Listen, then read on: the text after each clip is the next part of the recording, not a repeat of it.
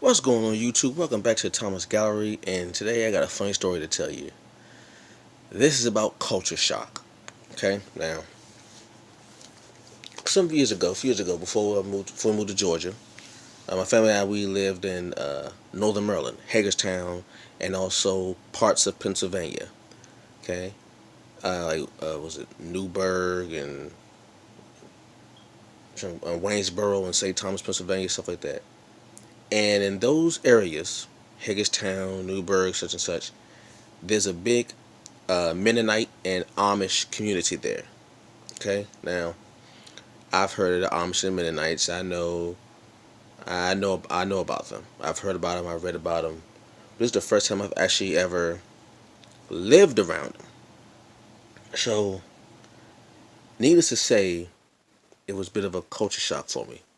It was one thing to read about the culture, but to actually live around it and actually to see it firsthand and experience it and communicate with people of a different religious background, different culture than you, a bit of a culture shock. So the first time I remember like going up to like the Walmart there, and I've never seen this in any other Walmart I've ever been to other than the Walmarts there in those areas I mentioned. We go to the Walmart, and first of all, you have the Amish have the horse and carriage thing. They have that, but you would see them in the street like they were cars because technically they are vehicles. But what tripped me out is that when I went to the Walmart, there was a little stable for the horse and carriage. The horse and carriage had parking at the Walmart. That tripped me out. The carriage had turn signals like the left and right light, but license plate. And when you go to the Walmart, there's a section. It was right next to like the we get your car oil change or whatever at the Walmart. There's like a little small little stable where you can tie your horse up. You could pretty much park your horse. You could park your horse and carriage at the stable and go into the Walmart and do what you gotta do when you come out. You untie your horse, get into the horse carriage, and go on. And what also tripped me out is that at late nights, like when it's like nighttime, you can hear in the horse and carriage, you can hear music being played. I'm assuming they're teenagers and stuff, but you would hear music being played at night. All you hear is, which is the sound of the horse's hooves. Then you hear music playing, and it wasn't no honestly, it was music you would hear on the radio. All you hear is,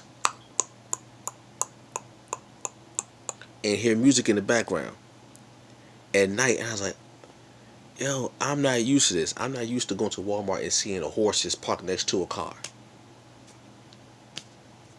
Or you're on the street, you're driving the street, and you at a red light, and all of a sudden a horse and carriage just pulls up right next to you while you're at the red light waiting for the light to turn. And you wave and people don't say much to you, but as you're waiting in the car for the light to change, you turn to your left or turn to your right, and all of a sudden you see this big horse, and right behind is a carriage with the mother and father and the children in the back, just waiting for the light to change like this. The horse is in the middle of the street, just, and when the light turns green, the horse goes on. Man, it tripped me out because I'm not used to it. You know what I'm saying? I read about it, you see it on TV and all that, but it's a totally different thing when you actually get to be around it and live around it and live in it. It was a culture shock. That was one of the coolest. It's one of the coolest culture shocks I've ever had. Yeah, that's my funny story of the first time meeting the Amish and Mennonites. Mm. Shoot, to be honest with you, I ain't gonna lie. There are times I actually want to go back there. To be honest, it was quiet. It's really quiet there because they keep to themselves. You don't hear a lot of noise from them, but it's very quiet, very peaceful. Sometimes I wish I can go back for real. But you know, that's my funny story. I got more. Trust me. I'll catch y'all later. Peace.